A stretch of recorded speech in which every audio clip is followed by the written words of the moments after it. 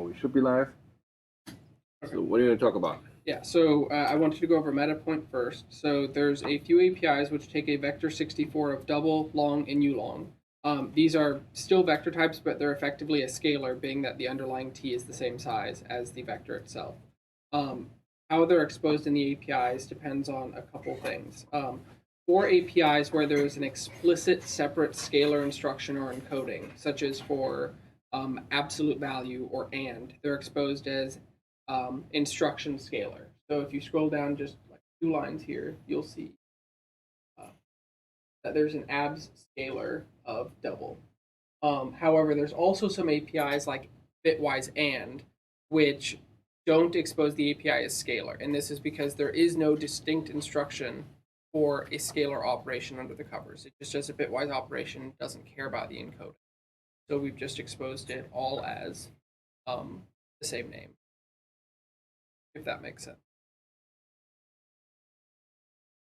And then how I'd like to go through this is we can just go through the APIs on here, touching on a couple meta points as we go through them. And then there's 2 issues that were opened recently that we should go through as well that cover additional APIs that I wasn't able to get into this yet. Namely because it's quite intensive work to have to go through the ARM manual and match up ARM32 and ARM64 and all of the. Do you happen to gut feel for how many APIs are being here compared to how many were introduced? Roughly the same number. Okay. There's a few. One of the meta points is that there's a few instructions, such as the compare instructions, where ARM actually also expose that they expose, for example, compare equal that takes a left and a right, and they expose a compare equal to 0, which takes just a value and implicitly compares to 0. Okay.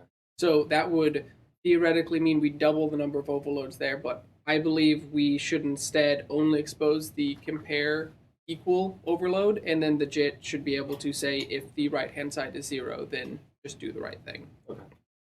Do you also plan on talking today about like generalized APIs that can switch on x86 or ARM based on the current environment, like what we did for vector.create? Or is that out of scope for all of us? I think that's out of scope. Okay. Basically, anything which wasn't considered being able to interact with the underlying vector type itself for the purposes of like creation or debugging was, at least so far, we had decided there's going to be no general purpose API for that. Sounds good. Okay. And so before we drill super deep, maybe we should go over the types for an overview of what's. If I can find them. So on x86, there was vector 128 and vector 256 of t, where the t could be one of the 10 primitive types. So there's 8 integer types: byte, sbyte, short, ushort, int, uint, long, and ulong. And then there's the 2 floating point types, float and double. Okay. On ARM, at least today, in the future they will support more, such as via the SVE extensions, but today they support vector 64 and vector 128. And so those are the only 2 types that you'll see in these APIs. It is one of those 2 and then one of the 10 primitive types.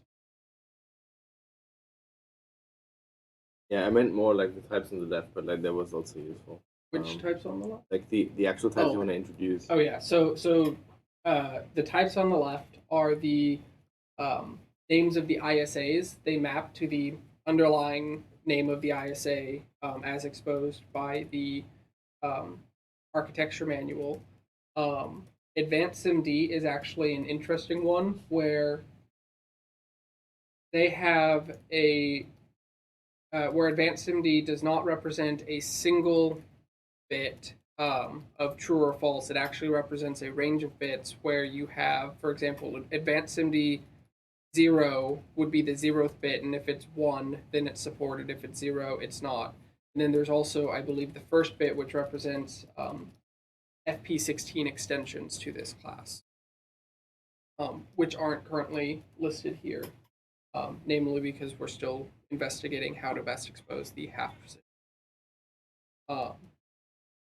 but on a previous API review, we had determined that we could expose them without.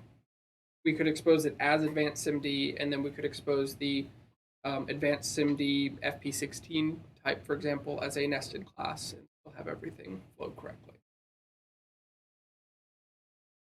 But that's the sum of it. So, for example, ARM64 is a nested class of advanced SIMD, and that represents types which are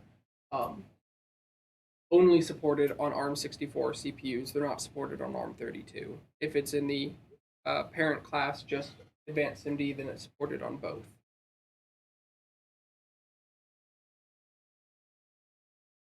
Here says static classes and the field. No, It's they're abstract with an internal constructor. Yeah, it's abstract with an internal constructor because they inherit from.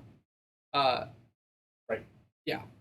Never mind. Yeah. So same layout and decision as we done for x86 to help expose the logical hierarchy of ISAs. And just to confirm, we actually have .NET Core on ARM32. Like there is actually a reason for us to have an ARM32 specific ISA. Right. Okay. Although we are not. ARM32 does not currently support intrinsics of any kind, whether system numerics, vector, or hardware intrinsics. Okay. This is just making sure we're future-proofed if that ever becomes a priority to expose. So right now it's only 32. Okay.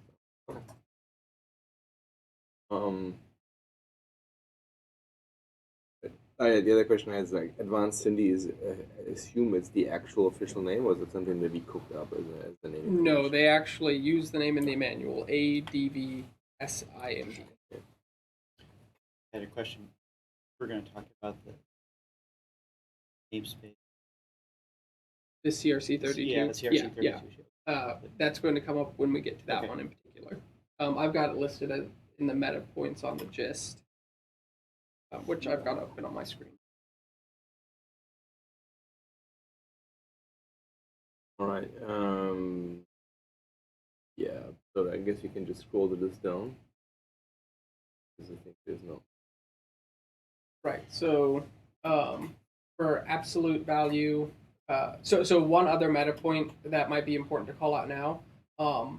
ARM32 in particular typically supports the 8 integer types and float. They don't always, ARM32 does not always support long and ulong, and it generally doesn't support double outside of scalar, which is why, for example, you see float here but not double, whereas the double overload is exposed on ARM60. Just to call that out now. But for absolute value, they take in a signed value and they return an unsigned value, namely because they, unlike math.abs, they don't throw or fail for int.min value. So int.min value returns int.min value just as unsigned. Okay. 4.8 rather than negative 4.7. And then there's the same set of overloads for both 128 and 64 here. And then the scalar versions only apply for floating point for double and float. And none of these methods will interrupt or anything else, like you can abs a vector 64 of not a number? Like that's well defined? I believe so.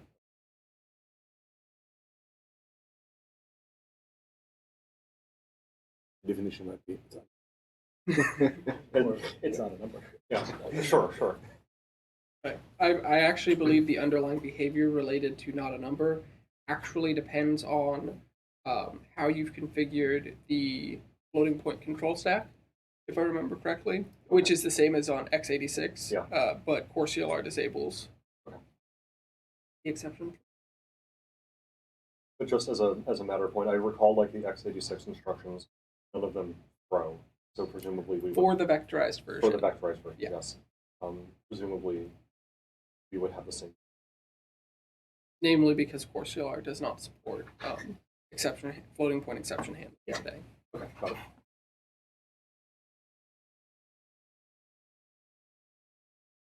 think we can move to add. Sorry, the downside when you can. So this is the advanced SIMD. Like, did we already go over ARM-based and ARM-based, so this is alphabetically ordered, so ARM-based is under advanced SIMD. I mean, we can actually look at like, ARM-based. does it? Maybe. How does it make sense to start this? Let's maybe look at ARM-based first. We can actually find it. Yeah. Yeah, so ARM-based itself is fairly simple. It just exposes leading zero count on Intinuent. Get to that on mine as well.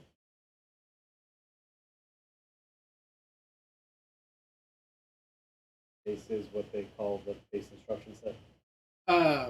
Right. It's Making sure we're not using it as the base class, but we are using it because it is the name that they use.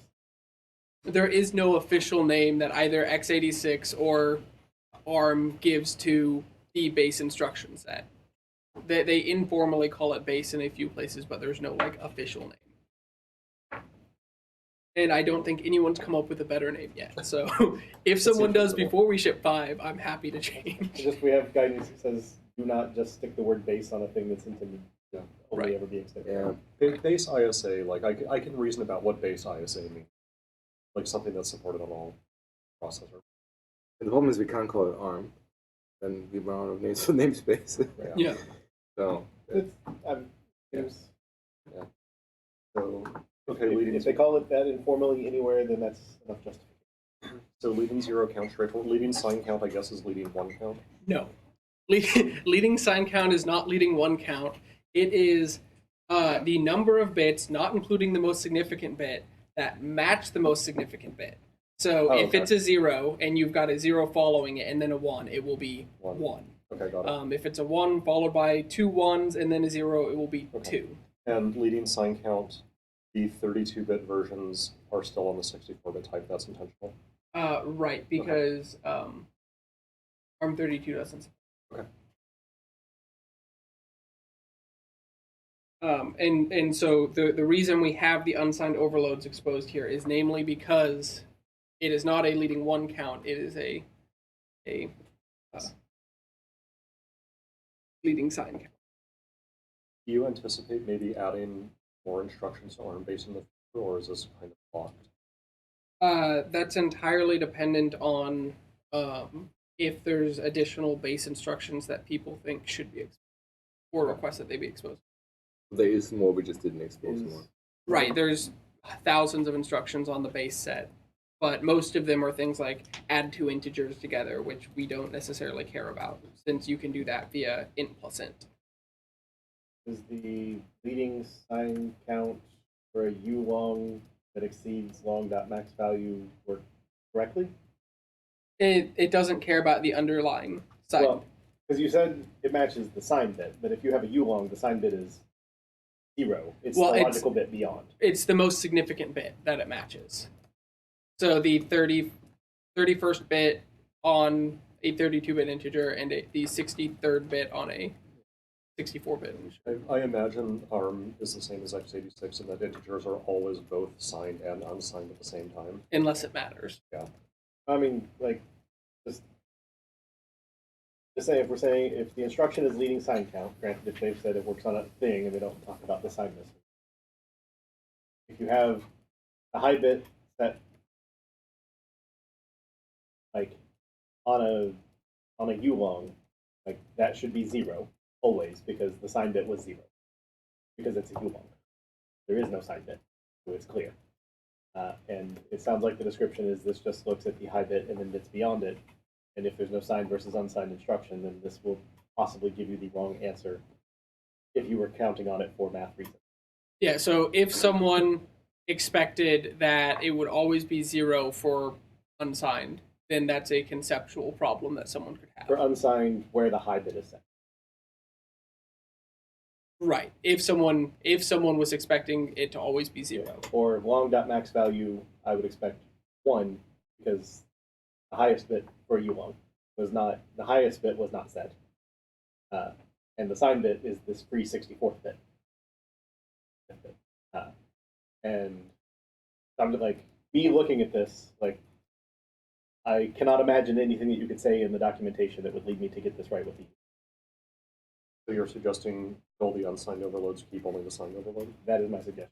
Because sign makes, once the high bit is involved, like once you've exceeded the range of long, I don't think that rational people can reason out the thing, and if they can, then they can cast it. Well, it doesn't exceed ever. It just looks at the most significant bit. Right. But it's treating the most significant bit, sorry, it's treating the highest bit in the data type as the signed bit, and then computing the computation the rest of the way. Basically, That's not the signed bit. even though you're passing in a U-long, like the instruction basically is pretending you're passing in a long. Right. So I would remove the unsigned variance of this, and I'll wait for someone to tell me. No, I can see that. Sorry, which one is it? The leading sign count? Leading sign count for U1 and U1. Okay. But, yeah. I think that the answer can be explained, but if it's talking about things like the sign bit, that doesn't make sense for the U and U-long, and while the answer can be sensible, you can derive the sensible answer by just unchecked casting your long or your U-long to long and getting the answer. Go for it.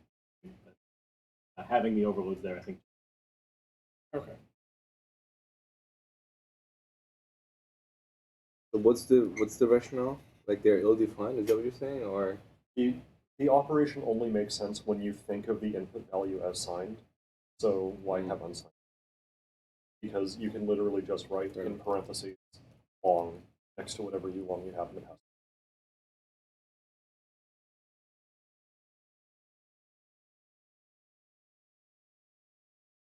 The downside to that is if you have a local whose type is uint, and you try calling leading sign count, it will get extended to long, and the wrong overload might be called. It will be zero extended long, and you will get more. You will get 32 get as the a wrong answer. minimum. Yeah, you'll get the wrong answer. Yeah. Like that is a potentially strong counter argument. I think the instruction itself is setting everyone how you're super absolutely and what it does. Oh, these are hardware intrinsics. Yeah. Indeed, but like if it's effectively only defined for signed values, then either we have it be not an intrinsic for the unsigned, and it does a quick, well, the high bit set, you're screwed, or the high bit set returns 0. No, I'm changing my stance on this. Keep the overloads for the reason I just described. Because otherwise you might get an unexpected overload being called. I'm a terrible person, I know. So it might be worth noting that in the architecture manual, the decoding explicitly says integer d equals uint read register, which is not confusing at all. I think that's just going to be a very hard thing to document. But again, this is targeted toward a very specific set of developers. So I'm not too about that. So sorry, you're saying we should keep them. I don't understand why it is a problem. So the reason that I've changed my mind and said keep them is because I have a local uint I equals something. Right. I now call leading sign count. If the uint overload does not exist, the long overload gets called, and the wrong answer gets returned to the caller. What if we leave the uint an obsolete true? Why obsolete? I worry about it. Because it's saying your data type makes no sense. You must cast it explicitly. Deal with that. Like it's a data type trait. Now I need to make sure that I'm doing that inside of an unchecked block potentially. And I think it's probably, rather than obsoleting an API as soon as we ship it, it's more saying to either not do it or to just make sure people understand this interprets the bits opaquely and it checks the first bit. yeah, it's reasonable to expect that people have read the documentation. For these instructions, Maybe. I mean, yeah. I mean, the obsolete isn't like this is bad, don't call it. It's I need the compiler to understand you're in it. Like, do not do an implicit conversion right. Make someone be explicit about, are they willing to go up to a long, or are they wanting to treat this as just do the bit? So there's no way of otherwise telling the compiler. Analyzer? We never ship But we promise we're going to one of these days. one day. Um, We certainly wouldn't ship it. right. So my opinion would be leave the uint as obsolete true, delete the ulong, but I'll. Yeah, I'd rather deal with this in an analyzer. I mean, like, I would. It seems odd to obsolete an API immediately. Also, Are we realistically going to ship an analyzer with intrinsic APIs? well, Like, I is think that that seriously something we're going to do? Well, it would. If I have my way, we are going to ship a set of analyzers in the box .NET 5. And I would love to see that, but for Intrinsics APIs? Well, there's a number of Well, cases. Oh, sorry. I was just going to say, it's up to us what we want to put in there. And I think a barrier to entry has always been creating the analyzer package, figuring out how and where it ships and how it gets added to projects and so on and so on. But if we have a package of analyzers in the box, all that has already been figured out, and the only thing that's up to us is to add a new rule to it for anything in the framework. I think the barrier to entry goes away. I think that's the biggest problem. It's like, I mean, once we have that, I think there's a list of things we want to do. We'll probably not have an analyzer off the gate in 5.0 would be my guess, because it's probably not the highest priority. But I think today the problem really is that even if we wanted to add one, like, people would not reference it by default, right? Even if we add an analyzer package, you would have to like manually add a new package reference, right? Which nobody ever does. Oh, I assumed it would be in box. Well, that doesn't exist today, right? That's the whole point of the 5.0 work, is to make sure there is something that is automatically referenced, so people will always have it. Well, and even for hardware intrinsics, there's a number of cases where an analyzer tagging obvious perf downfalls would be, easy to do. For example, someone calling create, passing in the same value 8 times rather than calling the overload that takes one parameter and does the same but operation. this isn't a perf downfall. This is a you're going to get the wrong answer. Right, but it's the same principle. Like, in theory, if we write the thing easy enough of this target produces this code with this message, if you are targeting this method, life is probably terrible for you. And then it's just a matter of remembering that this is on the list. I think is going to be the big trouble.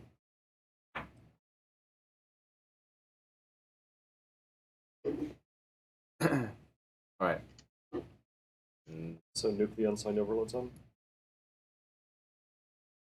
and ship an analyzer that says you're passing uint in here. Like, what did you really mean? My opinion is it could be either way, right? I mean, if we remove the unsigned ones, we would just have to write another that detects the implicit cast from uint too long, right? And one for that, which seems reasonable.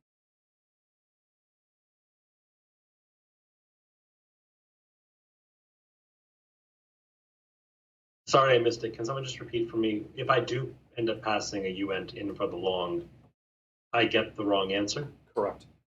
Yeah, you get something that's plus 32 over what value you likely wanted. I see. Because the APIs actually have different behavior based on the length of the input. Well, the name of it is count leading signed bits. Their description counts the number of consecutive bits following the most significant bit that are the same as the most significant bit. Right. Meaning it I mean, makes no regardless sense of whether we have these unsigned overloads, isn't the exact same thing possible for someone passing and say u short? True. Yes, however, because there's somebody familiar with the ISA would know that there's no 16-bit equivalent to these, so would never have had an expectation of that working in the first place. And also, the majority of APIs in .NET don't work on ushort; they work on int and uint, and so you get the implicit upcast anyways. The issues that we're talking about here are someone accidentally doing the wrong thing. Even within the set of people that are using this type, I bet that at most 1% of them understand what's actually happening at the hardware level.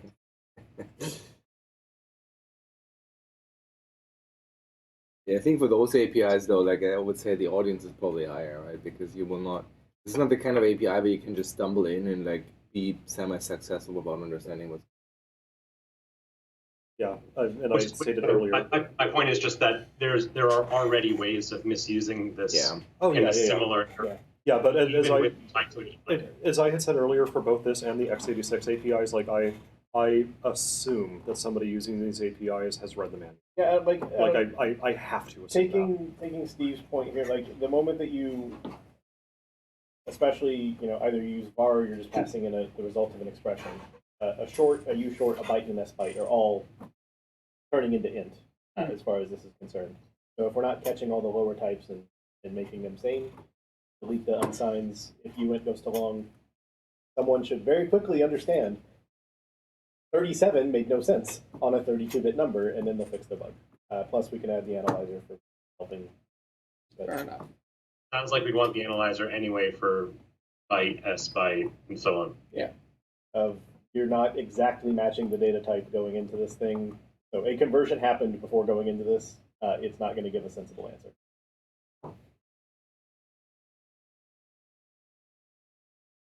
So, delete the unsigned ones. So that's something that would affect pretty much all of the APIs we talked about today. Presumably, we'd also want to make that analyzer work over the. If they have a similar. I mean, like I get. I guess LZ count is going to be the same thing. You're like, what do you mean? I have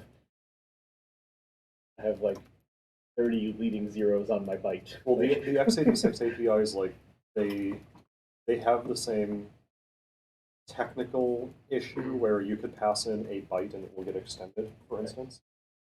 But again, like nobody should ever have had an expectation in the first place of 8-bit operands being valid for these APIs. I mean, it's more about expression. But if it's going to give sensible answers, it doesn't matter. Like if you're calling a built-in like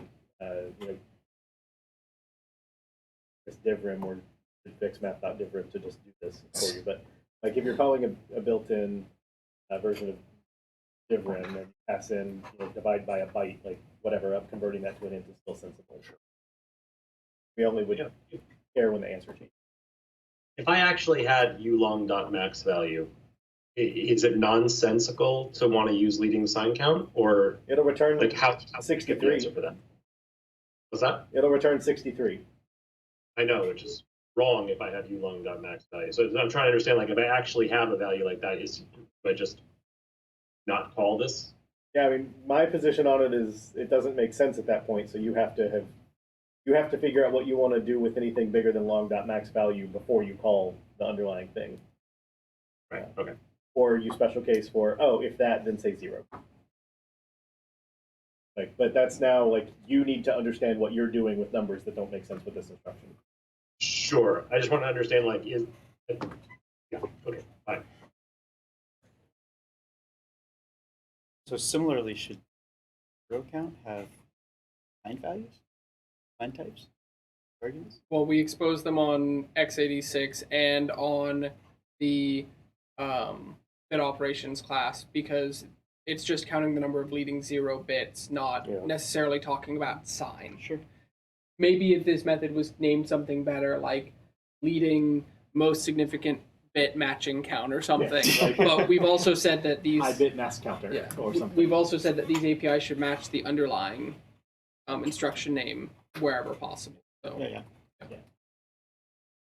Well, except you called it leading sign count instead of count leading sign.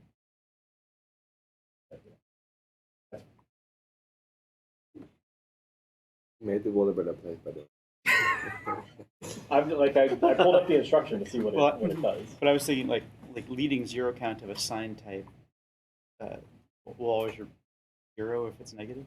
Right. Yeah. Which is a valid use case for that. Yeah.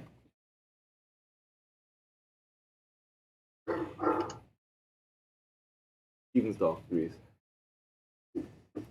All right, so then let's go a little bit back up again. It might actually be easier to handle the ones at the bottom first, since they're all really small. So AES was the one right above it. Yep. So AES exposes very similar APIs as the x86 AES class. The x86 one notably has decrypt last, encrypt last, and no mixed columns overload. But otherwise, it's the same set of APIs with the same parameter names. Sorry, what was this about decrypt and encrypt last? Yeah, That's what so x86 exposes the first three plus decrypt last and encrypt. Yeah. So I was just calling out the difference between. Did we call single round encryption and single round decryption encrypt and decrypt on x86? You don't expose a. Yes, we do. Yeah, Great. we call them decrypt, decrypt last, encrypt, and encrypt last. I assume that they're still single round because multi-round is Right. too many. Should not have named it. Single round should have been in the name because it's not AES decrypt, it's AES. Right. Well, they were named as such due to That's what the instruction. the instruction. That's what the instruction names it. Again, I'm looking AESD, AES single round decryption. Like they're very clear. This is not AES decryption. It's AES. It's one round of the decryption. Well, and matching the underlying C++ intrinsic terminology. So, If the name matches. I guess. so in order to perform the last round on ARM, you would have to perform the mixed stuff yourself, I guess. It turns out anyone who calls this is doing something wrong. Yeah. But said we weren't going to police that. We were going to publish the. Yeah, if this is what the ISA has, is what they have. Why is that the case? If you're doing AES, use a tested and certified implementation instead of trying to write it yourself. Yeah. If you're using the processor AES instructions, you're either being clever with math or you're doing cryptography poorly.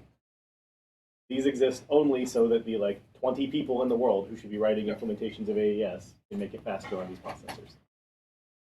Those people using .NET to do it? No, they're using C because .NET can't get FIP certified. So should we be exposing these at all? Well, we had the discussion back with all the crypto primitive instructions with the x86 and AMD 64, and decided that they're in the instruction set. You can call them in C. Us having a policing opinion on it didn't make a whole lot of sense, and that'll be down to something like the security analyzer that Roslyn has of why are you trying to roll your own crypto? You would add this to a why in the hell are you calling this analyzer? But you got a reason. You got a reason. But I guess that's my question. Like, what would that reason be? You want a fast hashing algorithm, and you don't necessarily care if it's cryptographically secure. It's the same thing as CRC32. You want something that is fast, has a particular distribution characteristic, and you don't care if it's cryptographically secure. So you think the fancy with math thing is a real scenario? It's not just. So we have Marvin 32, and since it's written by one of the 20 people who would ever write an implementation of AES, I could certainly see Niels saying oh, in the next if we decide we need to replace Marvin 32 with something, every processor we ever care about has AES intrinsics. I'm going to do AES single round encrypt followed by AES mix followed by do something else. Hey, this is 1/3 of AES, but who cares? So it's good enough for our scenario. So it's possible that there are people who would want it as the do this math operation that aren't doing the I'm building the cryptographic primitive. It's also useful for generating random. But It also means we can make benchmarks look good. But it's No, I mean, I'm not saying I'm against this. I'm not just asking I would not expose an API just because it exists in the instruction set, right? If we actually believe there will be callers, that makes sense. But if we honestly think there's no reason why anybody would ever call them, then I'd rather not expose an API that we expect nobody. So in to my call. opinion, all of the things that have cryptographic algorithm names in them, if anyone calls them, they are wrong. Okay. They should have almost no reason to do so, and if they but we already did this for the what I'll call Intel architectures. So having a different opinion now is Well, Right. and Rust, C++, and other languages that expose the same set of intrinsics also expose. So it seems odd that .NET decides we're special, we shouldn't expose these intrinsics, even though every other modern language is doing so. Yeah, this would be on an analyzer I write would say, "What are you doing?" Yeah.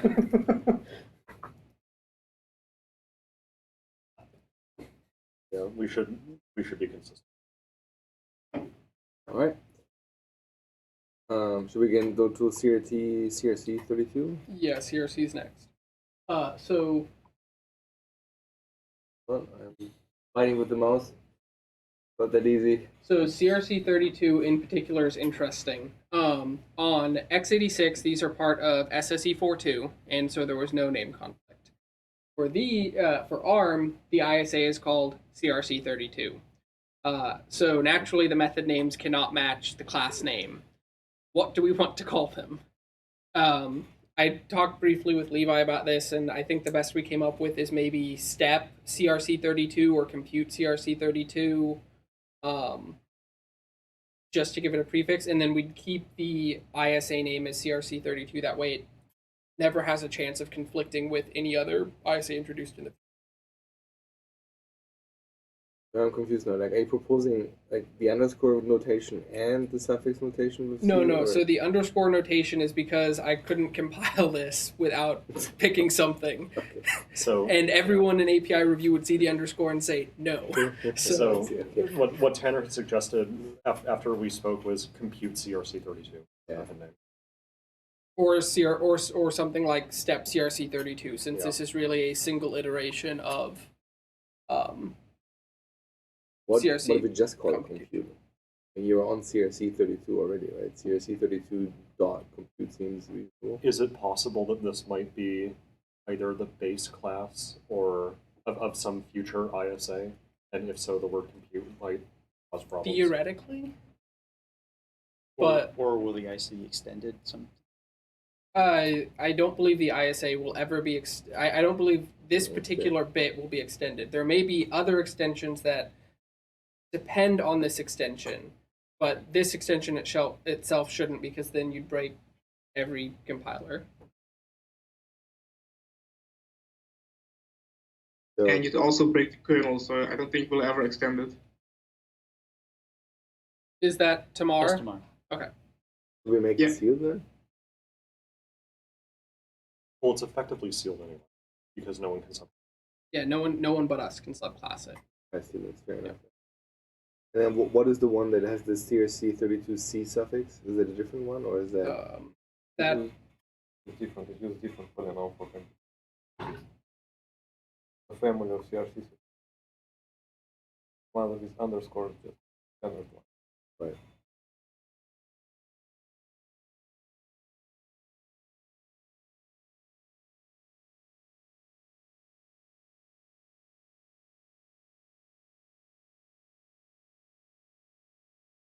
But so my opinion was we should prefix it with something like step or compute. The majority of people won't be using this particular API anyways. They'll be using bitoperations.crc. I mean, compute seems reasonable. I would just try to probably be consistent with the other one, and then also call the other one compute CRC Right. 32C. So Yeah. just to, Right. And then the same on the ARM64 class, even though those don't conflict.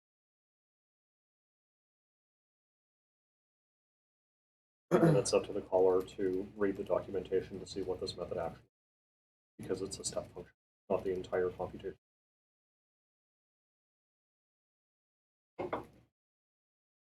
Not true for all of the simple maths. Yeah, we've tried very hard to make sure these are one-to-one mappings with the underlying instructions. That way you get deterministic behavior, and the developer writing them basically gets to choose how the assembly is.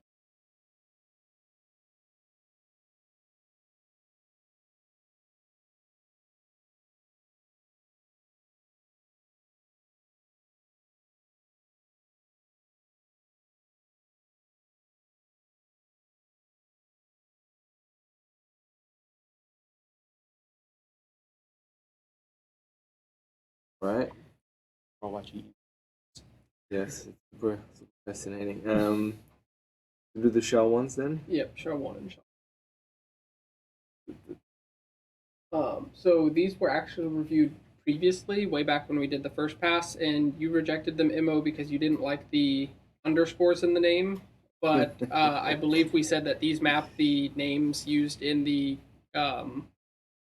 speclets for these algorithms, and so we should keep them. Right? Levi? Yeah. We done this anywhere else? The actual cryptographic classes use these names. But I think they're internal implementation. Possibly.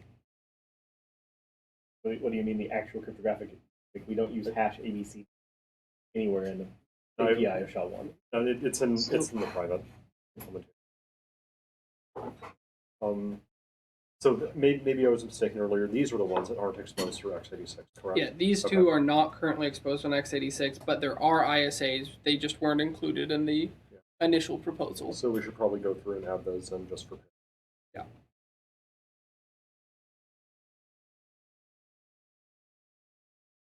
I mean, to me, it seems odd to have underscores in the name, but given that cryptography has already like plenty of validations. If those are the names used by the actual ARM manual, then like I would always defer to that. Sure, but like I mean, for example, for add, it would always use left and right, no matter what the menu says, right? The menu says X and Y, was to call it left and right because No, they but call it left and right everywhere else. They have particular meaning. That's Sure. Here they have particular. Yeah, so I don't think the ARM manual actually calls them that. So we call them that in the ACLE's parts, because if you get the SHA-256 algorithm and you look at it, the names make sense. You have A, B, C, D coming in, and your E, W key, etc. Yeah, so it just makes it a lot easier to understand what the intrinsic is doing. the ARM manual just refers to these by the registers that they're encoded in, and then a series of bits in those registers. So, for example, X63:32. Like on SHA-256 SU1, I'm not understanding what I'm looking for, but they seem to call them D and an M. Of course, it says it only takes. I don't know how. This has 3 things and that has 2. I mean, practically speaking, I mean, like, you know, hash ABCD, we can probably, we could rename it. The thing where we really have trouble is like the 0, 3, and 4, 7, where I suppose the underscore is meant to be an indicator of like a subscript or something, right? Like, that's the problem with numbers. That's the same reason why we did this, whatever this enum type is that Christoph added. One. TLS. Yeah, I think that's the one where we have like a fuck ton of course. Yeah. Match the name. Is that TW03 a typo? Should that be just a W? I mean, honestly, for parameters, my calibers are already much lower because nobody is very likely to call them by name anyway, so. Yeah, that might be a typo. I'd have to go double check. So which one? The TW0_3 on schedule update 1. Should just be T0? I do see hits in Google, but they're all our code. So it's good, is what you're saying. The ARM Neon Intrinsics reference calls it that. I don't know who did that. Yes, DSHA1 SU1Q _U32 takes TW0_3 and W12_. This looks a lot like what you got there. What this means, but it's on ARM.com.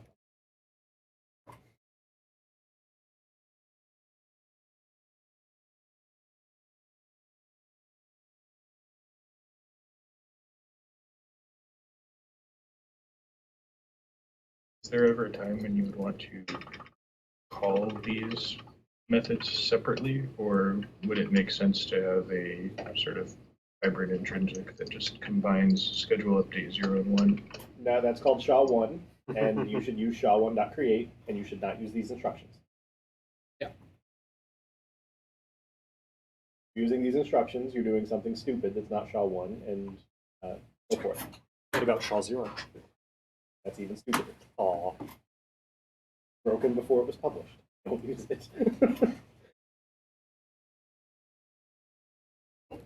Yeah, I have no problems. Yeah, I don't know where they got these names, but if it's consistent with what it's called in the intrinsic headers in C, because it's what ARM has on their website. Then Yeah. So these names we got them. If you look at, for instance, Wikipedia, just look at the SHA algorithm, the way they describe the algorithms with the incoming and outgoing parameters. Yeah. They're all called A, B, C, D, E, or W or K. Yeah, somebody familiar with the algorithm would know what these parameters mean. it was already loaded. I don't need it again. So that means we covered SHA-1, SHA-56, CRC, We're not going ARM to base. All of the tiny ones. AES. Alright, so now we can go. Back up to advanced.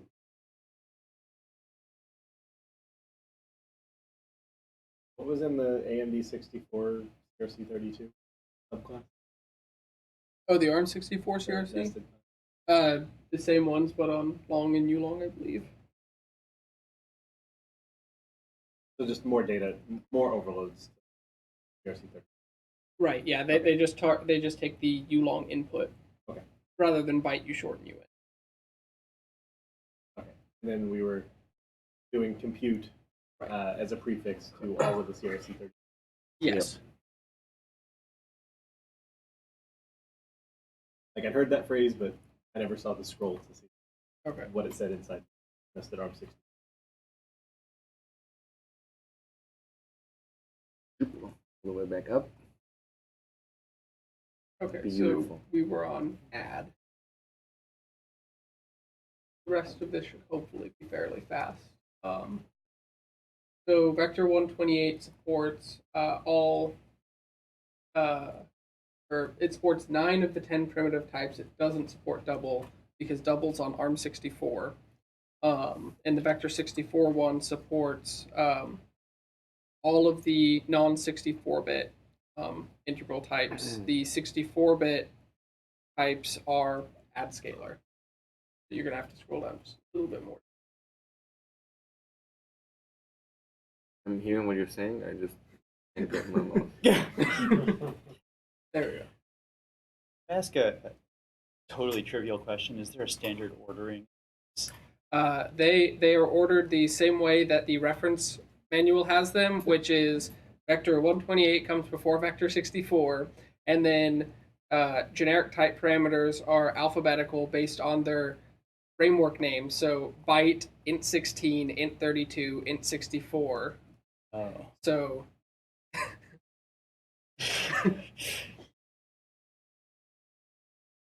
Like while doing the sign discompleteness, I'm like bouncing. It's like anytime I do anything like this, it's byte s byte, short u short, int u int, long u long, and like yes, I have all of them. get the reference assembly generator Fair to enough. fix it, and then I will be happy for these to be changed. Fair enough. Yeah. Ordering is a hard problem. So this is surprisingly. you had the reference generator spit it out, and you started some logical breaks. So add scalar double and add scalar long and add scalar u long are the equivalent. They do add, but they're a specific scalar encoding. Whereas vector 64 float is actual scalar, and the regular add does it vectorized with 2 operations, since there's 2 floats in the vector.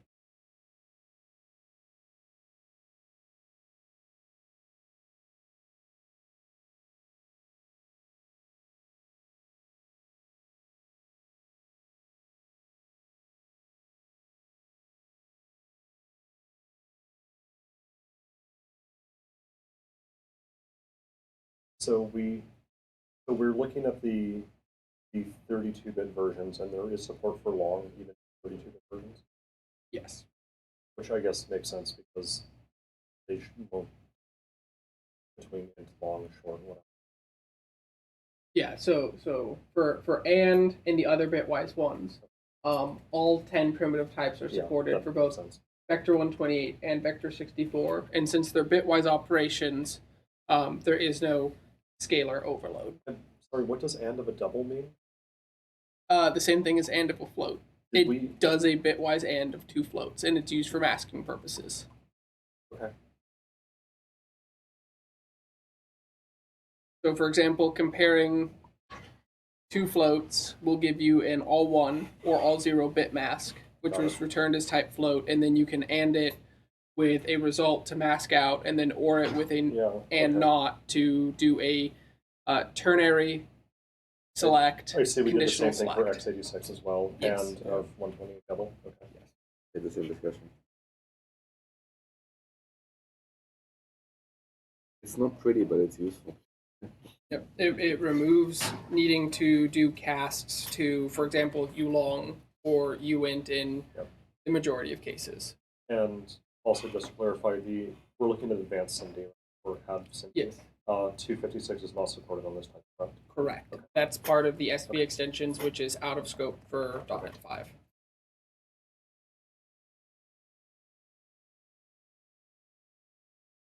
This all looks straightforward. Yep. So there's and not, which is the same, but it does and not. So and not is not left and right. Let me double check, because I can never remember which order it is.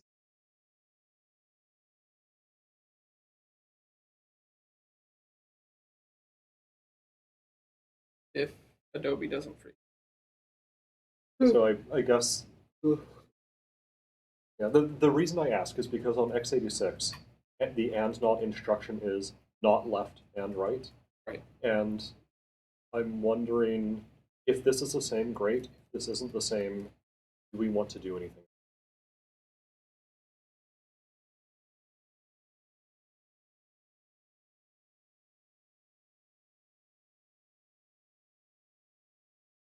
Is that often the case with these intrinsics?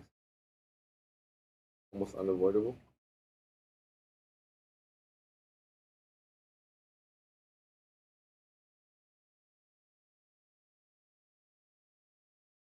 Perhaps.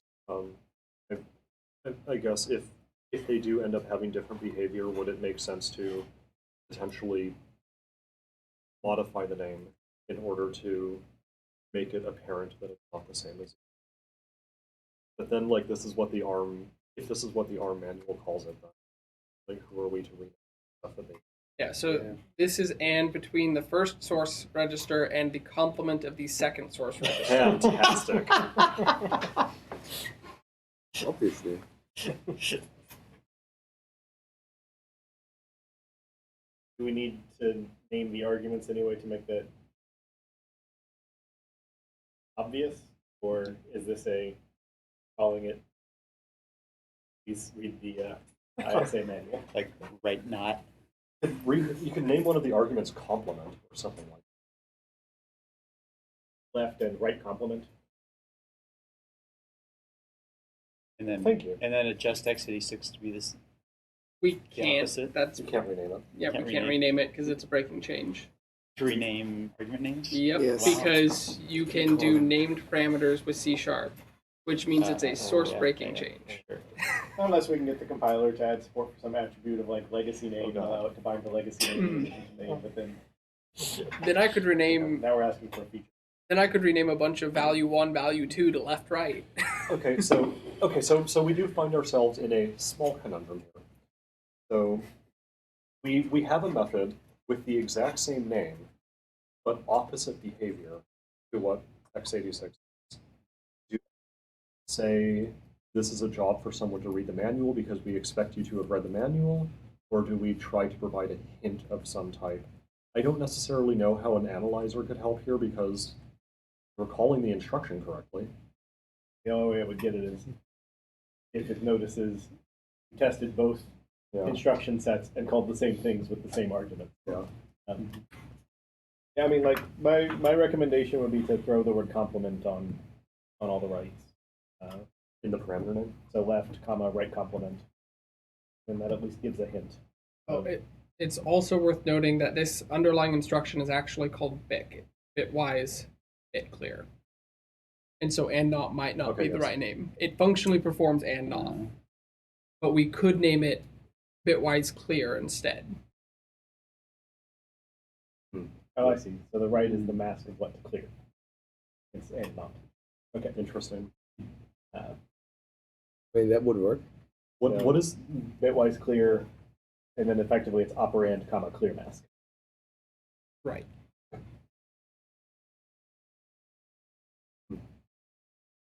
and the manual actually calls it BIC, Bitwise Bit Clear. Bitwise.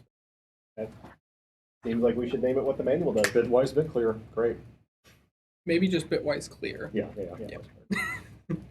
The bit's probably not. So my recommendation would be operand and mask. Yeah. Or Value and mask, I think, is what we tend to use. yeah, value and mask. Unless the ISA has a better name, but if it just effectively calls them left and right, I think we can better than that. Yeah, we use value and mask on other SIMD instructions.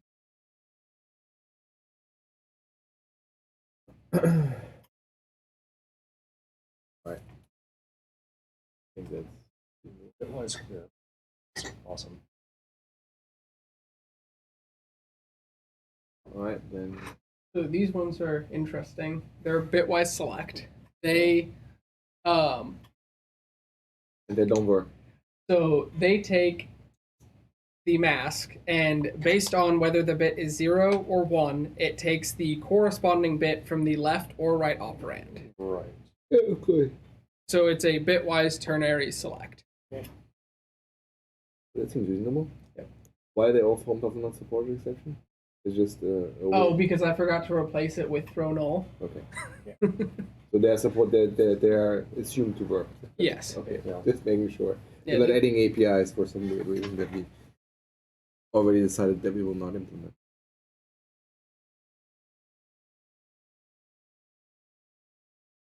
And then all 10 overloads again. And then mask being the same type as the input arguments. Like, dumb question, I guess, but bitwise select makes sense for double infloat. Yes. Okay. So the way it's functionally used is for a vectorized ternary select per element. So you would do something like, if this is not a number, then do a comparison for not a number. Get the bitwise mask of all ones or all zeros per element. And then you'd use that as the mask for left and right, replacing the non-number values with, for example, 0 instead. It's functionally per element. If value equals this, then Oh, choose 'cause from it's right, not- otherwise choose it's from not left. bit vector grabbing bits. It's Well, it is bitwise, and it is grabbing individual bits, but Okay. the way it's functionally used Yeah. is generally per element. Basically, the masks that you're passing in are not like selecting half the flow. You would craft them in such a way that you always select the element. I'm just making sure that that the processor believes that it intrinsically makes sense on the floating point types, and not that we're doing a like just turn this into double becomes UINT 64, and we're like, yeah, make it just do something. Yes. Like if this is a processor defined thing, then Yeah, no, these are you can specify a type, and it is ignored by the assembler. This is blend variable, effectively. Yeah. But the parameters are in a different order. Right, because it's Okay. ARM. Different name, it's okay. yep.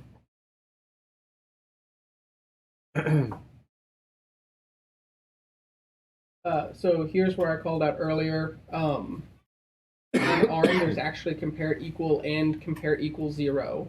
I'm saying we should only expose compare equal, and then the JIT can say if the right-hand parameter is 0, then go ahead and emit the better instruction. Like, do we have a vector 128 of float dot 0 value? Yeah, it's vector of t.0. Or default of vector. I'm just wondering, like, why would we not? Like, in addition to saying that it can understand the one of these is literally 0, it can rewrite it to be, I'll just say CEZ, which probably isn't what it's named. Is it worth also having the shorter overload one just because like why should you need to pass the literal 0 every time when we could just like encode it right here, and it's like a little bit more work in the instruction mapping, but actually it's less work because that was direct.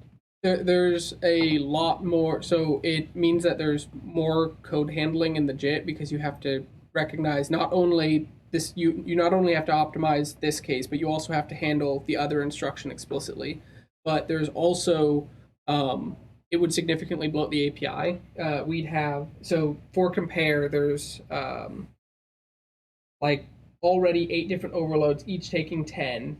We're going to double that, so now we've got 160 APIs for something where you could just trivially pass in 0. You could literally write the word default. Right.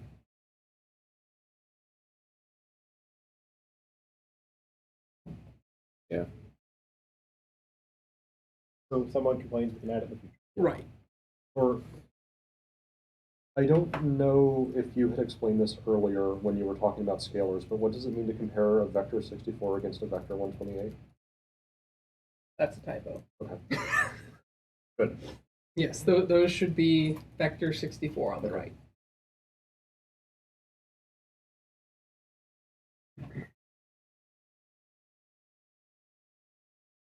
And then notably, long and ulong are not supported on ARM32. Nor is double. So what is the typo? Oh, the right-hand side for compare equal vector 64 should be vector 64 as well, not vector 128. Yeah. The long and double would be in the ARM 64. Yes. Okay. So equal, greater than, or equal, greater than, less than, or equal, and less than. Yeah, so same feedback here, vector 64, vector 64. And these ones are also special cased to take default as, for instance, a right parameter and then do a comparison against 0. Right. Also notably, the explicit overload that takes 0, I believe, is only available on ARM 64. So that was another reason not to. Is there an actual compare greater than instruction and a compare less than instruction? Yes. Okay. Notably, so there's actually different instructions for signed and unsigned, where the unsigned is actually called, I believe it's higher than. That's why you have unsigned overloads there. Okay. That's why I have unsigned overloads where? For compare greater than. Because on x86 we only have signed overloads. Well, no, we have. Oh no, For you're right. Yeah. Yeah, for integers. For integers, yeah. Yep. Sorry. Okay. So it's intentional that you have unsigned vector overloads here because there are unsigned comparison operations. Yes. Okay. And they are. I opted to use greater than rather than higher than because that's familiar to .NET users and it's what we use everywhere else.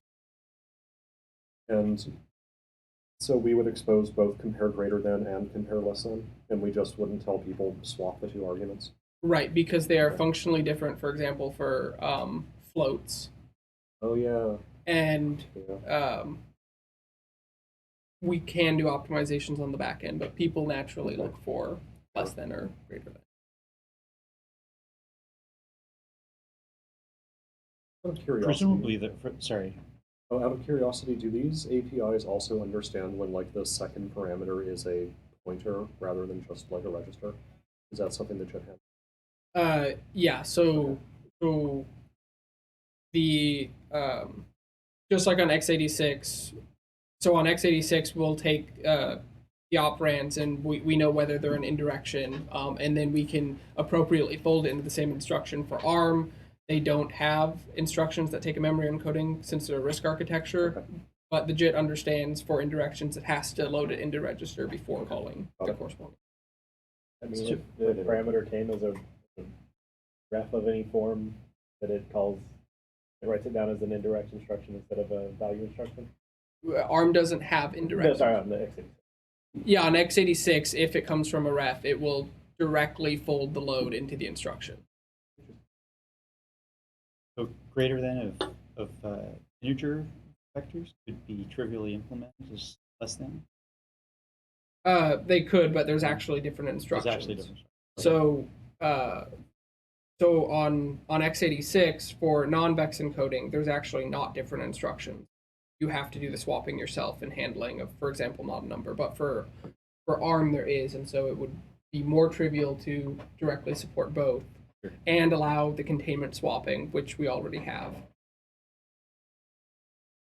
Yeah, and that's why I had asked about that, because on x86, because x86 has this instruction folding technique as well, and because there's only a greater than instruction, it means that you can't just swap the two parameters if you want to take advantage of the memory folding as part of the instruction. I ran into this in my own code.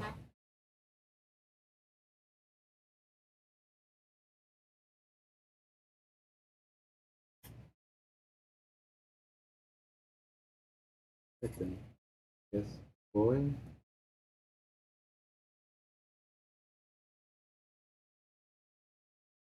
So this is all. Okay, so for divide, there is no vectorized support for both, and there is no integer support for divide at all. There's only the scalar divide here for float and double. So what is vector 64 of float is a scalar? You just throw out the upper value? The upper values act so on x86 the upper value is preserved. On ARM the upper value is always zeroed, and you must manually track and reinsert that if it's important. Did you consider meaningful names for operator overload parameters if doing so adds significant values, for example, with operator divide? Where we recommend explicitly in the book naming them dividend and divisor instead of left and right? No, because we didn't do that for x86. We just named them left and right. Okay, well, I in the book recommend divisor and dividend as appropriate instead of left and right. So what is the behavior if I pass a two-element vector into the vector 64 float APIs? The upper in the result will be zeroed. Which is similar to how vector 128 to vector 256 works, but not similar to how scalar of a vector 128 works. Got it.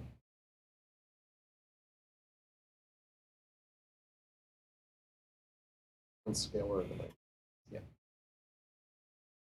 And then following that, there are vectorized leading sign and leading zero count. So we said leading sign should have the unsigned overloads removed, so we should remove 6 of those from this list.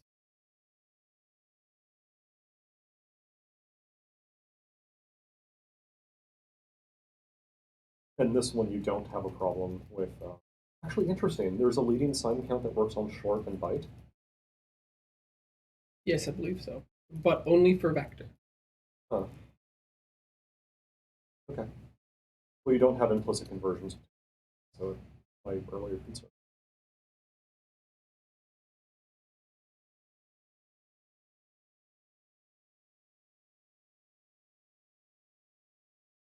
Yeah, they take byte, short, or int.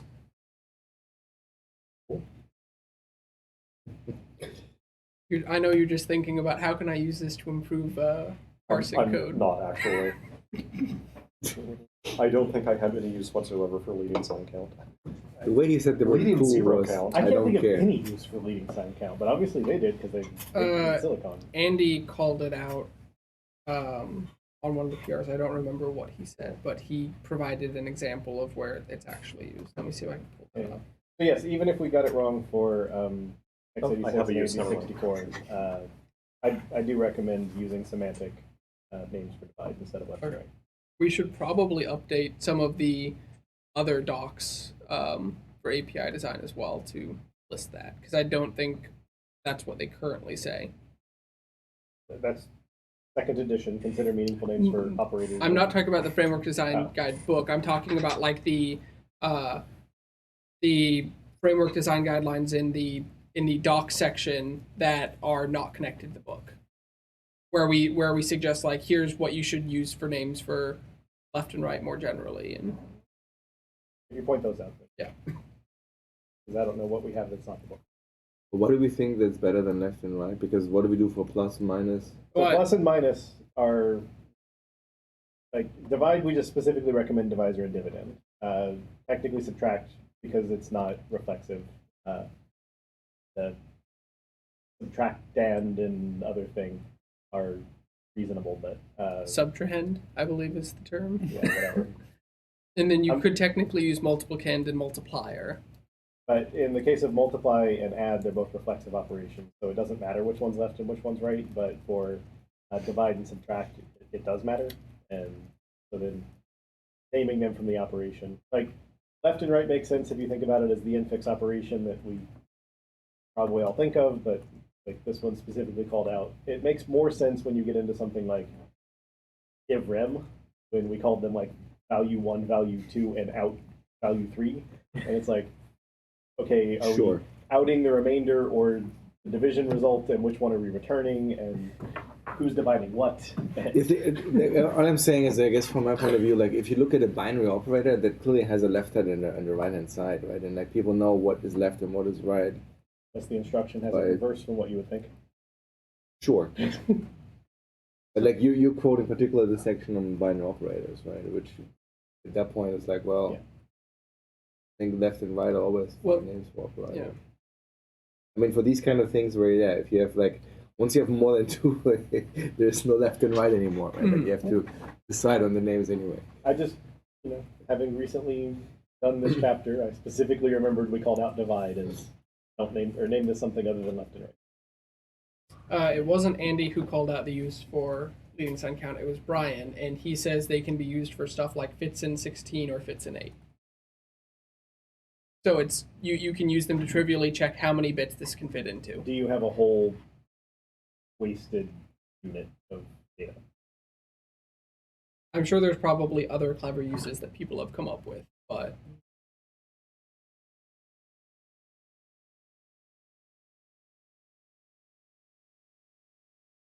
Come on, here you go.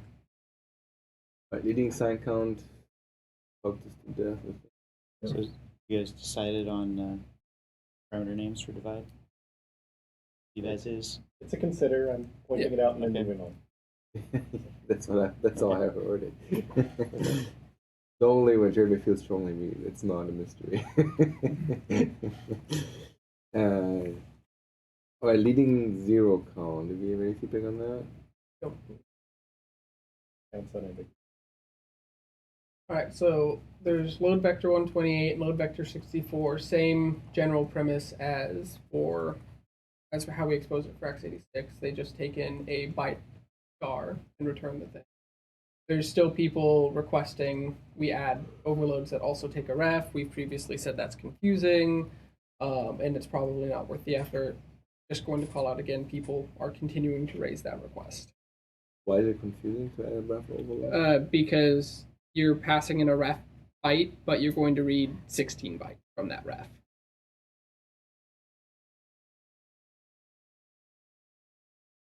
When you're playing with pointers, you should already be thinking about what sort of nonsense is going to happen. Ref is usually a little safer.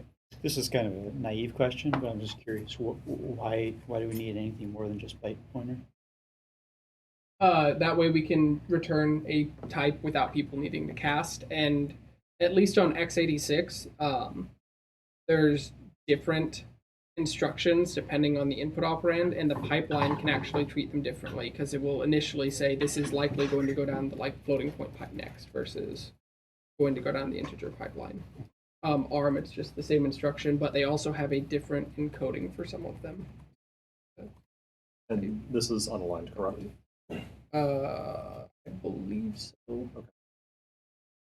Do we need do we also have / do we need the distinction of load vector aligned?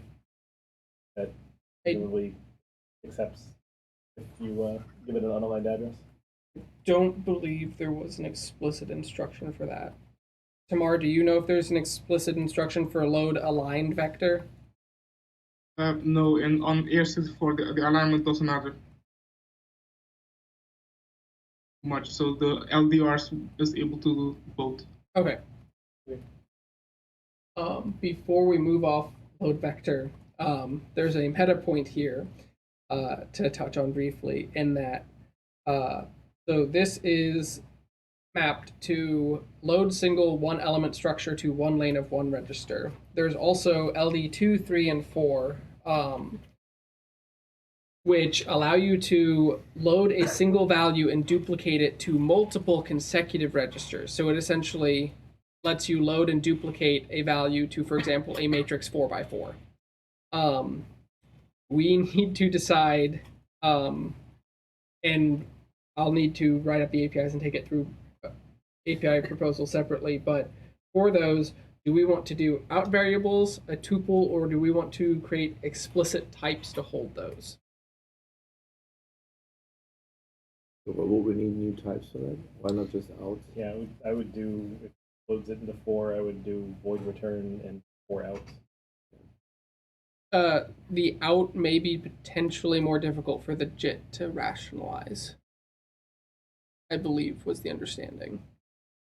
They have to be 4 consecutive registers, and you're going to, and then the JIT will have to deal with the fact that all 4 of those registers are technically birefs, things like that. And I think Carol had indicated that the register allocator may not be able to handle this quite yet.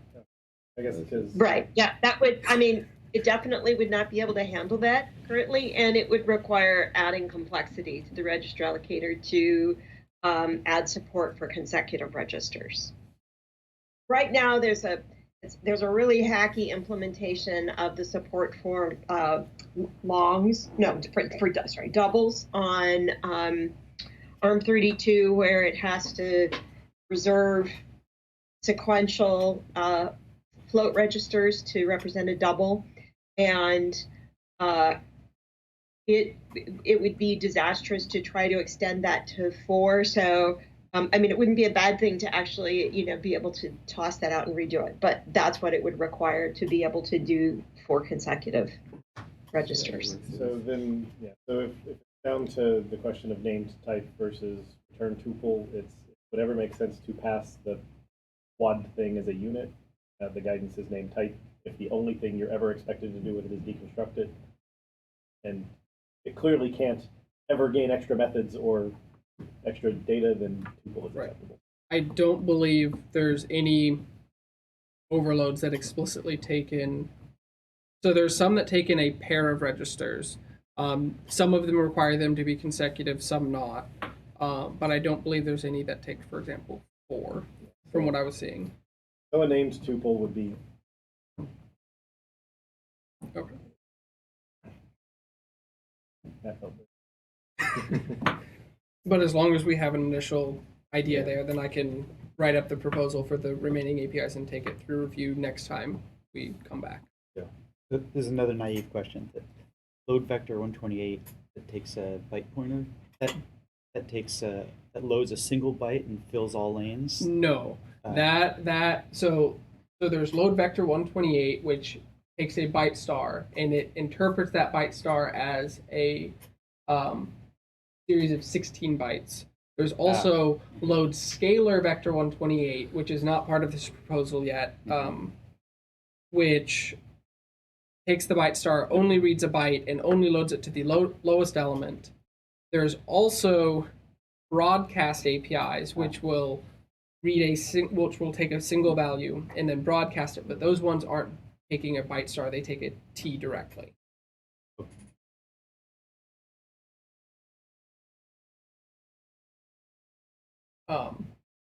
We probably so the primary reason they take byte star instead of, for example, vector 128 byte star is that when we first did the x86 intrinsics, C# had not yet supported unmanaged constructed types, and as of C# 8 we do, but we never went back and changed that. So logically, this is load vector of 128 of vector of 128 of byte star. Yeah. Okay. But the common use case is you're going to have, for example, an array of bytes. So you're going to have a byte star, and you don't necessarily want to do the cast. Yeah. And that also then ties the language, the usage to C#8, which at the time it wasn't clear that that was going to be the case, but now we've said C#8 requires 4.3. And Going back to the aligned unaligned thing for a second. So on x86 we have load vector 128 aligned, and I don't see that here, even though this is where it would normally be. Right. So I guess there's no equivalent that we're exposing. Right. There's Okay. no actual aligned instruction. The single instruction just supports both, and it's as efficient in either case. Can the single instruction also support where the address is not element? So for example, I pass in an int star address that is 1 modulo 4 instead of 0 modulo 4. I do not know. Tamar, do you know if that's possible? Do they have to be element aligned, or can it be any alignment? I believe it can be any alignment, but I'm not sure myself either. Okay. And presumably, if it sets an exception bit somewhere, then we throw an exception. So Yeah. the ISA failed that you deal with that. Well, it's the Yeah, so the reason I was asking is because it has the same name as something on x86, which does not exhibit that throwing behavior. So I just want to try separating this. I know this is ARM, but I am trying to have like some kind of uniformity. Mar? yeah, so from what I remember, the only loads that really have some kind of requirements on AS64 are the atomic ones, so the unskilled loads, the LDUR, etc. Alright. Yeah, and looking at the operation for the encoding, it doesn't look to require any alignment. No, only from stack. If you're doing a load from stack, then it has to be aligned, but otherwise. Okay, and we already help ensure alignment for the stack. At least to 16 bytes. Yeah. Okay. And at least on x86. I don't know if we do that on ARM. Or but I could do like stack 4 and then load Yes. vector 128 cast the address of the sub 1 to a U short star, and then That's magic happens. likely a case where documentation's going to have to come in. Yeah. Because I don't want to name this That's fine. load unaligned except for stack where it must be aligned. Right. But like if that's a failure case, then make sure we have a test for it. So just does the aligned stack come into play for ARM32 as well as ARM64? I'm not even sure that the aligned stack applies to ARM64. I know it applies to the type SIMD types for x64 and x86. So, for example, we'll store a type SIMD 12 to the stack as type SIMD 16, and then type SIMD 16s are 16-byte aligned where possible. And type SIMD 32, we don't always get 32-byte aligned. But I do believe we get at least 16 bytes. Okay. Yeah, and then there's an issue requesting that we try and always do the proper alignment, because, for example, native compilers do that. I only asked that just way in the future, but ARM32 stacks are not 16-byte aligned. Okay. ARM64 stacks are.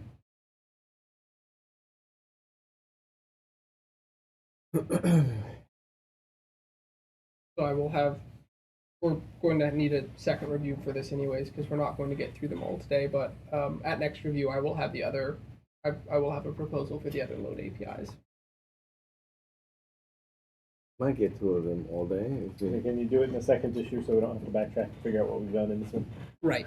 If only the diff tool would be diffing. All right, Max. Right. So there's Max here and Min, and they work exactly like you would expect.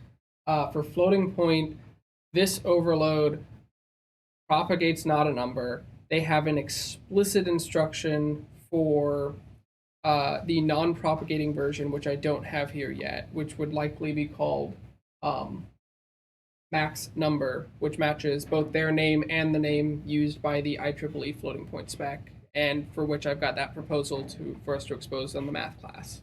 And that would be just on the floating point. Right.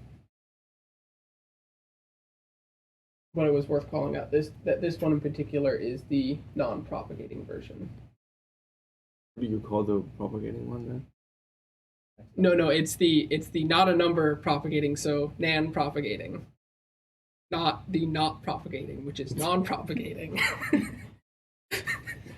That's why the A and the O are on opposite sides of the keyboard. Sure. That seems reasonable. So multiply, unlike divide, actually has support for integers and floats. In the scalar version, same as divide, it does only the lowest element and then zeroes out the high element. Correct. Longs are going to be under the ARM64 variant. Actually, it might Getting be really that. good at analyzing when the blob's missing something. The longs and double. Right? I actually don't remember if long is supported. All right. Let me. Yeah, long is not supported even on 64. Okay. Cool. Makes sense. Don't multiply big numbers. Big numbers are hard. So then there's negate, which only applies to the signed types, not the unsigned ones. So just straight up to his complement negation. And Except for one's float. complement for float. Okay. Okay. Then there's not. Or was there a negate for vector 64 float in addition to a negate scalar? Did we just pass it? Yes. Oh, okay. Got it. Yeah. And then negate scalar of vector 64 float. So zero is the. Zero's the upper. Okay. So I'll keep asking your cool. question for you. That's awesome. Does you not do weird stuff as well, or is you not a not? Is this bang or tilde? This is bitwise not. So one's complement. Yeah. Tilde. Which is consistent with what the instruction set calls it. 'Cause They actually call it bitwise inclusive or not. So Okay. OR It totally makes sense.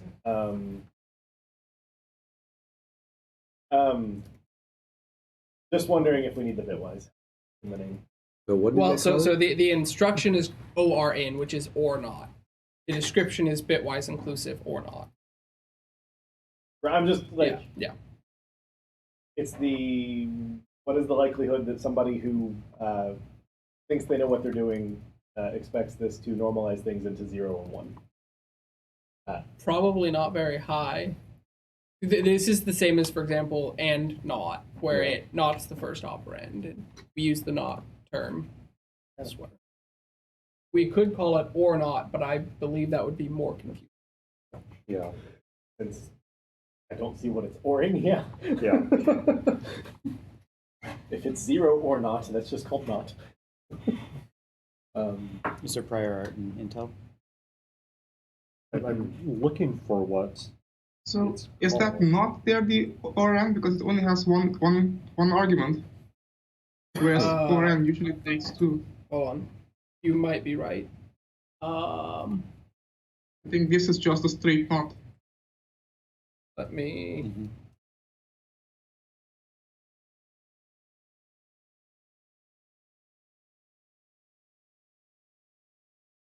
I can believe there being an or not, because I think it took two things, but otherwise this is just 0 or not, which Oh, not. sorry. This is MVN, which is move not.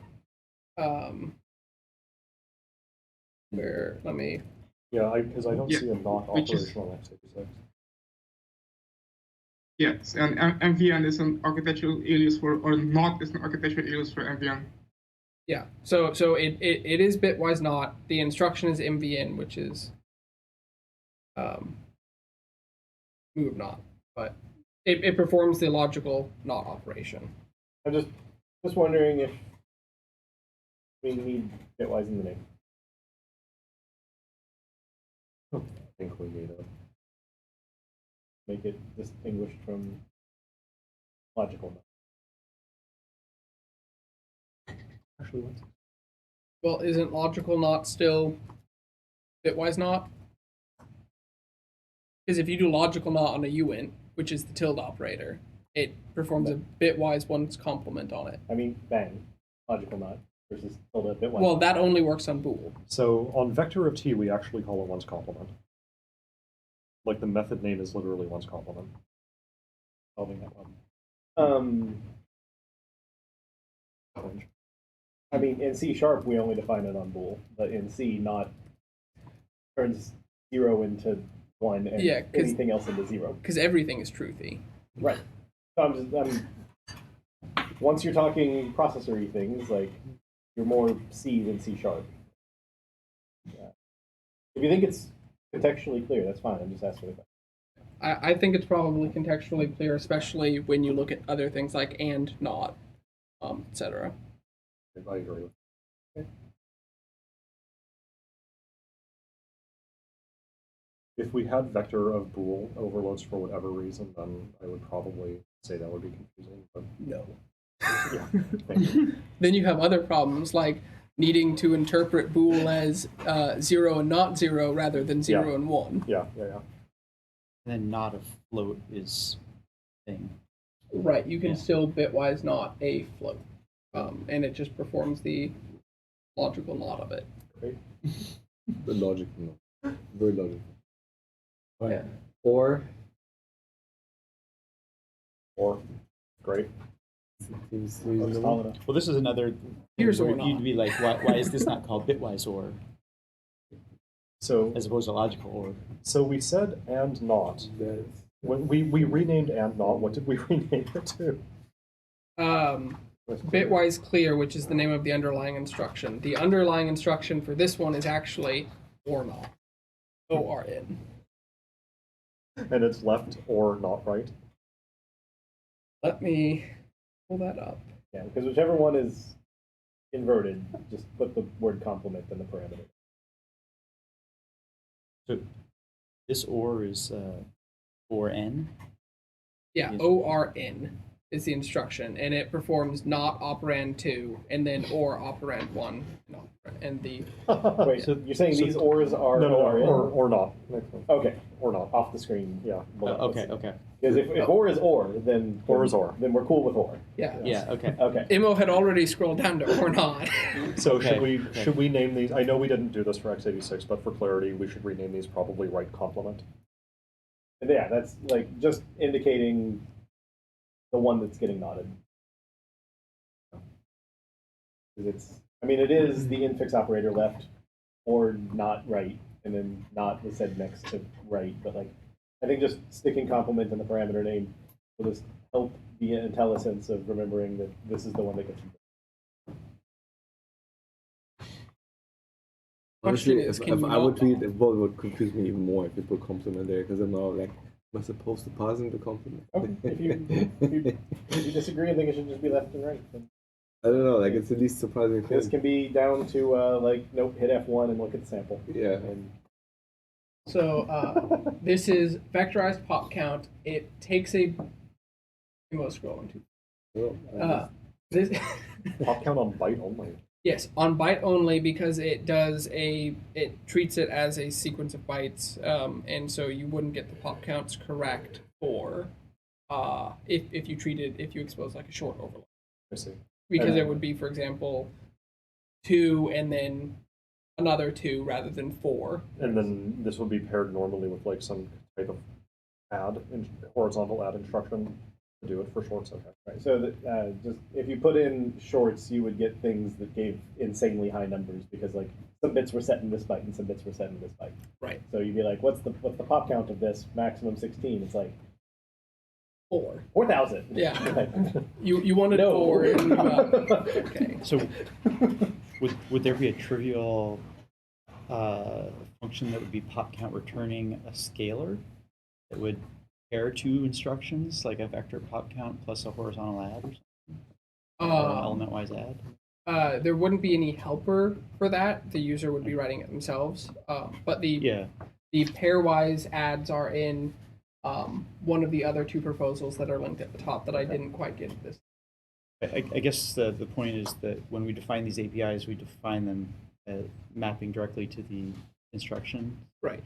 Even we don't create helper APIs that would do these trivially additional useful things. Right. We expect that people will write helper libraries or request more general purpose APIs that we can then consider exposing independently and in the appropriate location. There are some helper APIs already. For example, Tanner had mentioned earlier bit operations.popCount, which if an intrinsic is available, it will use that. Otherwise, it falls back to software.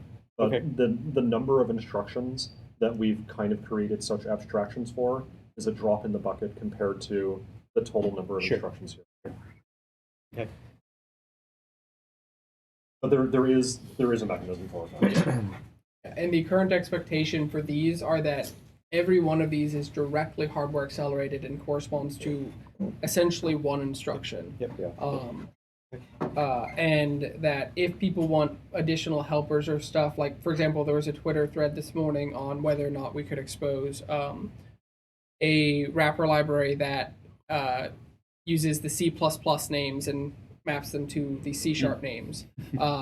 And we wouldn't expose those here if we did it rather than someone from the community doing it. We would likely have a separate third-party compat library or, for example, a vector helpers library or something. Also, because it doesn't need to be bloating core lib, it can be anywhere. We like bloating core lib. That's what we do. Store. Also, sometimes we artificially split it and the API suffer in perpetuity. X509 So for store, on the x86 ones, we named the parameters address and source, not address and value. I do like address and value better, to be honest. Yes, because source was confusing because it implies necessarily the wrong thing. And these ones are not called store vector 128, for example, because overload resolution allows you to differentiate vector 128 and vector 64, whereas with the load case it did not. Yeah, and that matches what was done in x86. Right. And we completely skipped square root scalar if anyone has any comments about that. But, There's no vectorized square root. But anything else? Right. Then there's subtract, which mirrors add on the types exposed. You don't want to call them like subtrahend or whatever the name is. Technically subtract, it does matter. I know that in the previous edition of the book, Christoph called out divide and actually, let's see what we did for big integer subtract, because it explicitly calls out that for big integer we named the parameter. Oh, please call one of them subtrahend. No, it's going to be called value 1 and 2. Probably. X and Y. A and B. Or at least it calls out that we wished we had named. They're called left and right. B? In big integer. In big integer. It's augend and addend, minuend and subtrahend, multiplier and multiplicand, and dividend and divisor, and then quotient. Left and right. Yeah, and then you've got sum and difference, product, and quotient / remainder as the outputs. On big integer, we did name divide, divisor, and dividend. If you really want to fuck with me, like you basically call the subtract method explicitly, but you swap the arguments. And then you make me look up what the fuck is the minuend and what is the subtrahend. Does it go on the left-hand side or the right-hand side? Yeah. I don't know. That's the other confusing part about using other names is a lot of people just think of it as what's the left side, what's the right side, and not necessarily many people remember that divisor's the top / left-hand side, or the left-hand side / the bottom. But you're assuming that they're using the infix operator instead of doing it longhand with the radical. Yes. Yes. Third graders don't know what you mean by left.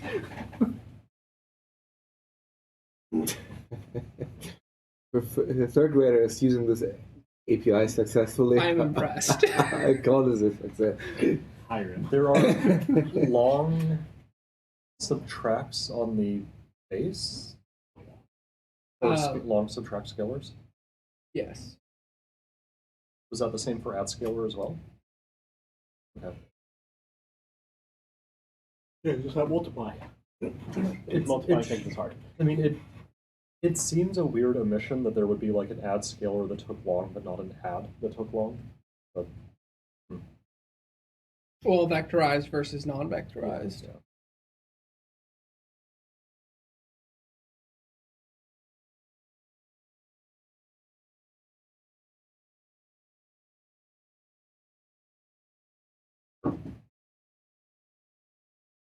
Once again, I'll just ask the question. They think XOR makes sense on doubles? Yep. All right, moving on.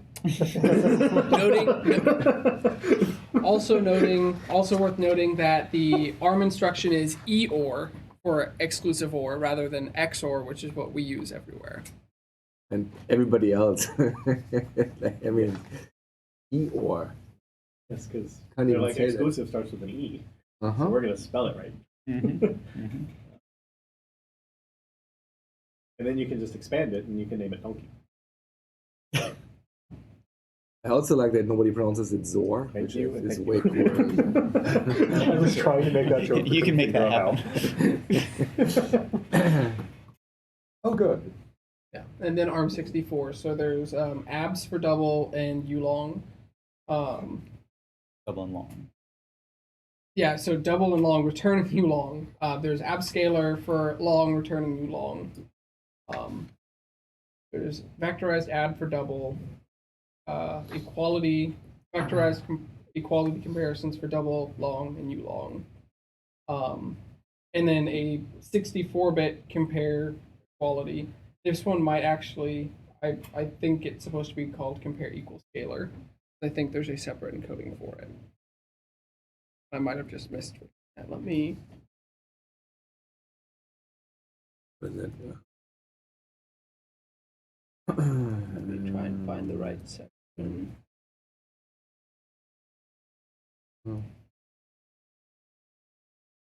The reason abs of long returns a U long is just to handle the the min value case. Right, because otherwise min value would return min value when that's not correct. Math.abs right now will actually throw an exception if you give it like int.min value. Okay. There's actually been requests from some people for us to expose non-throwing versions because the exception handling actually generates terrible code. No shit.